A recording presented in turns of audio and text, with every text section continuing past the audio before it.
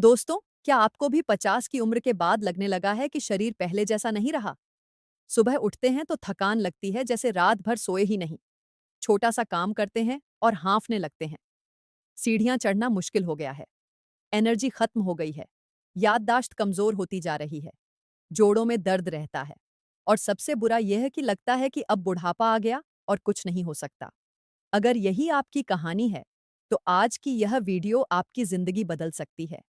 क्योंकि आज मैं आपको वो राज बताने वाली हूँ जिन्हें 50 के बाद अगर भूल गए तो उम्र भर थके रहेंगे, और जिन्हें अपना लिया तो शरीर में जवानी जैसी ताकत और एनर्जी बनी रह सकती है।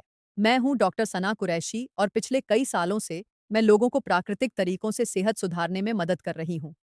जब बात 50 के बाद की सेहत की आती है तो मेरा दिल भारी हो जाता है, क्योंकि मैं देखती हूँ कि कैसे लोग इस उम्र में खुद को बूढ़ा मान लेते हैं। सोचते हैं कि अब क्या होगा, उम्र हो गई। लेकिन मैं आज आपको बताना चाहती हूँ कि 50 की उम्र कोई अंत नहीं है। ये एक नई शुरुआत हो सकती है। सही लाइफस्टाइल, सही खान-पान और सही आदतों से आप इस उम्र में भी एनर्जेटिक और एक्टिव रह सकते हैं। लेकिन एक बात शुरू में ही बहुत साफ कर दूं, और ये बात बहुत ध्यान से सुनिए। मैं ये नहीं कह रही कि इन तरीकों से आप वाकई 20 साल जवान हो जाएंगे या बुढ़ापा रुक जाएगा। उम्र बढ़ना एक प्राकृतिक प्रक्रिया है और इसे रोका नहीं जा सकता। जो मैं बताने वाली हूँ वो आपकी सेहत को बेहतर बनाने में मदद कर सकता है, एनर्जी बढ़ा सकता है और जीवन की गुणवत्ता को सुधार सकता है। लेकिन यह कोई जादू नहीं है। अगर आपको कोई बीमारी है तो पहले डॉक्टर से मिले। जो मैं बताऊंगी वो डॉक्टर की सलाह और दवाई की जगह नहीं ले सकता। अब पहले यह समझ लीजिए कि 50 की उम्र के बाद शरीर में क्या बदलाव आते हैं और क्यों थकान और कमजोरी महसूस होती है। 50 के बाद शरीर में कई बदलाव होते हैं जो प्राकृतिक हैं, लेकिन जिन्हें सही तरीके से मैनेज किया जा सकता है। पहला बदलाव है मसल मास का कम होना। 30 की उम्र के बाद हर 10 साल में 3 से 5% मसल मास कम होता है। इसे सार्कोपीनिया कहते हैं। जब मसल्स कम होती हैं तो ताकत कम होती है, मेटाबॉलिज्म धीमा होता है, थकान ज्यादा लगती है और वजन बढ़ने लगता है। दूसरा बदलाव है हार्मोन का कम होना। 50 के बाद टेस्टोस्टेरोन कम होता है पुरुषों में। महिलाओं में एस्ट्रोजन कम होता है, ग्रोथ हार्मोन कम होता है, थायराइड हार्मोन प्रभावित होते हैं। इन हार्मोन की कमी से एनर्जी कम होती है, मूड खराब रहता है, नींद प्रभावित होती है। तीसरा बदलाव है मेटाबॉलिज्म का धीमा होना। उम्र के साथ बेसल मेटाबॉलिक रेट कम होता है। शरीर कम कैलोरी बर्न करता है। जो पहले खाते थे वही खाएं तो वजन बढ़ता है। चौथा बदलाव है हड्डियों का कमजोर होना। 50 के बाद बोन डेंसिटी कम होने लगती है। ऑस्टियोपोरोसिस का खतरा बढ़ता है।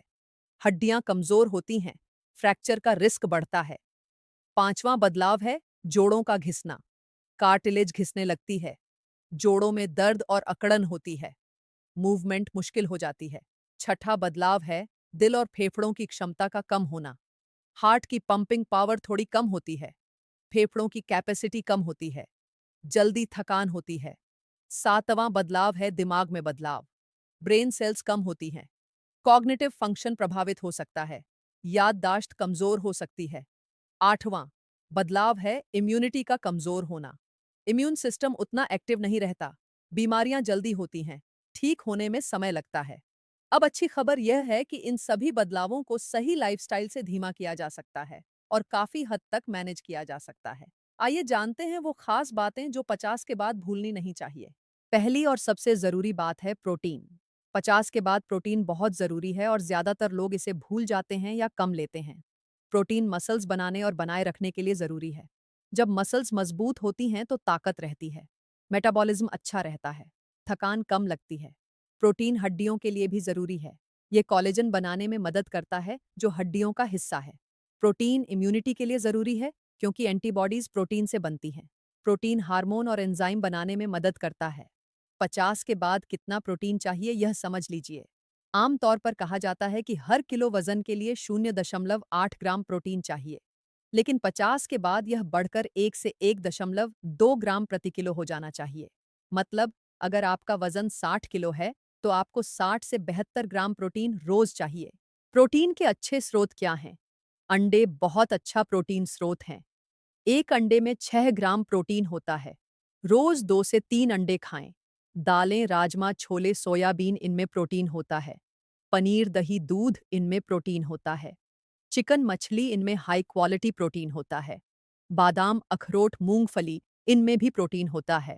एक जरूरी बात, प्रोटीन को पूरे दिन में बांटकर खाएं। एक बार में बहुत ज्यादा प्रोटीन खाने से शरीर उसे पूरी तरह यूज नहीं कर पाता। हर मील में प्रोटीन हो। दूसरी जरूरी बात है स्ट्रेंथ ट्रेनिंग या रेजिस्टेंस एक्सरसाइज। यह बात बहुत से लोग भूल जाते हैं, खासकर इस उम्र में। लोग सोचते हैं कि वेट उठाना जवानों का काम है, लेकिन 50 के बाद स्ट्रेंथ ट्रेनिंग और भी जरूरी हो जाती है। स्ट्रेंथ ट्रेनिंग से मसल मास बढ़ता है या कम से कम बना रहता है। हड्डियां मजबूत होती हैं, मेटाबॉलिज्म बढ़ता है, बैलेंस बेहतर होता है जिससे गिरने का खतरा कम होता है। जोड़ों के आसपास की मसल्स मजबूत होती हैं जिससे जोड़ों का दर्द कम होता है। मूड बेहतर होता है, नींद अच्छी आती है। स्ट्रेंथ ट्रेनिंग कैसे करें यह समझ लीजिए। शुरुआत में हल्के वजन से शुरू करें या अपने शरीर के वजन का इस्तेमाल करें, जैसे स्क्वाट्स, लंजेस, पुशअप्स। हफ्ते में 2 से 3 बार स्ट्रेंथ ट्रेनिंग करें। धीरे धीरे वजन बढ़ाएं।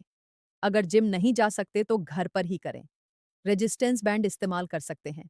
पानी की बोतलें वजन की तरह इस्तेमाल कर सकते हैं।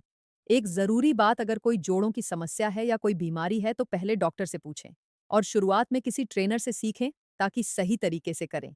तीसरी ज़रूरी बात है विटामिन डी। 50 के बाद विटामिन डी बहुत ज़रूरी है और ज़्यादातर लोगों में इसकी कमी होती है। विटामिन डी हड्डियों के लिए ज़रूरी है।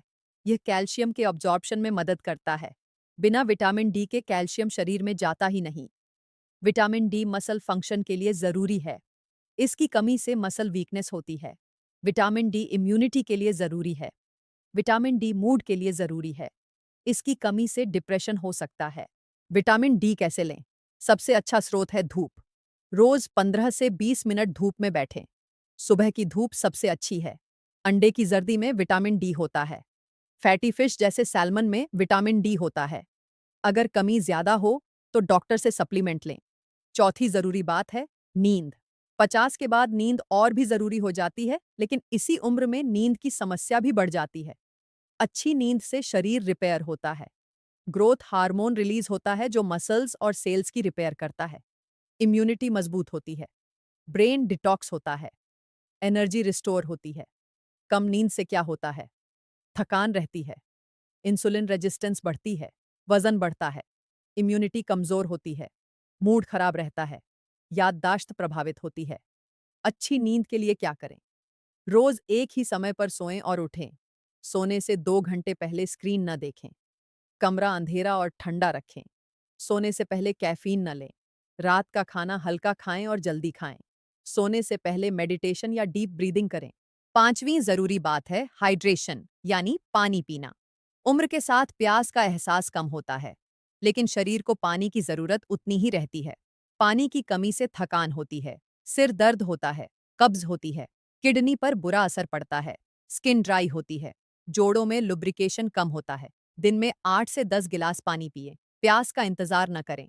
हर घंटे थोड़ा पानी पिएं। सुबह उठकर 1 गिलास गुनगुना पानी पिएं। छठी जरूरी बात है ओमेगा 3 फैटी एसिड।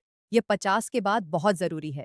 ओमेगा 3 दिल के लिए अच्छा है, ब्लड प्रेशर कंट्रोल करता है, इन्फ्लेमेशन कम करता है, जोड़ों के दर्द में राहत देता है, दिमाग के लिए अच्छा है, डिप्रेशन कम करता है। ओमेगा 3 कहाँ से मिलता है? अलसी में ओमेगा 3 होता है। रोज 1 चम्मच अलसी का पाउडर खाएं। अखरोट में ओमेगा 3 होता है। रोज 4-5 अखरोट खाएं। चिया सीड्स में ओमेगा 3 होता है। मछली जैसे सैल्मन, मैक्रेल में ओमेगा 3 होता है। सातवीं जरूरी बात है एंटीऑक्सीडेंट्स से भरपूर खाना खाना।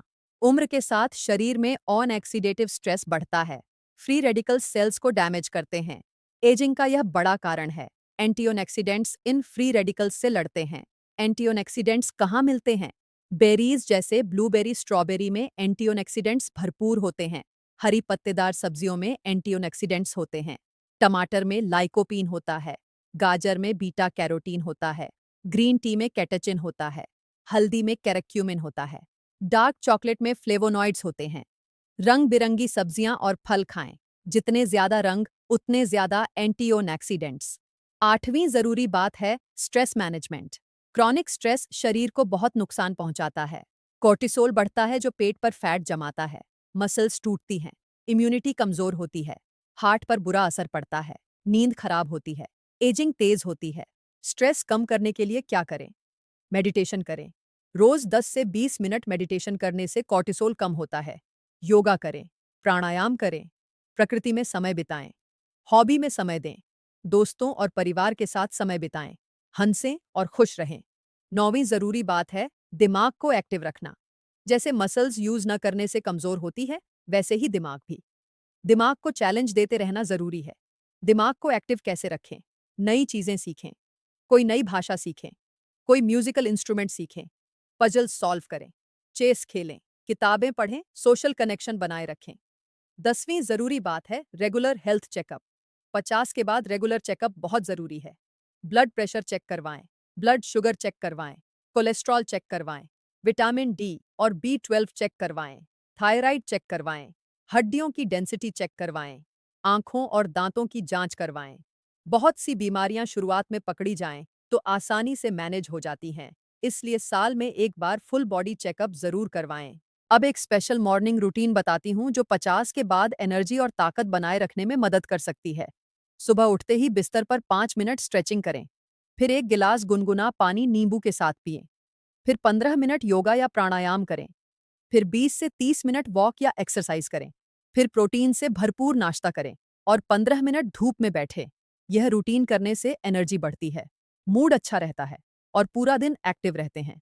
अब एक स्पेशल एनर्जी ड्रिंक बताती हूँ जो 50 के बाद रोज पी सकते हैं। एक गिलास दूध लें, इसमें 1 चम्मच बादाम पाउडर मिलाएं, आधा चम्मच अश्वगंधा पाउडर मिलाएं, 1 चुटकी केसर मिलाएं, 1 छोटी इलायची मिलाएं।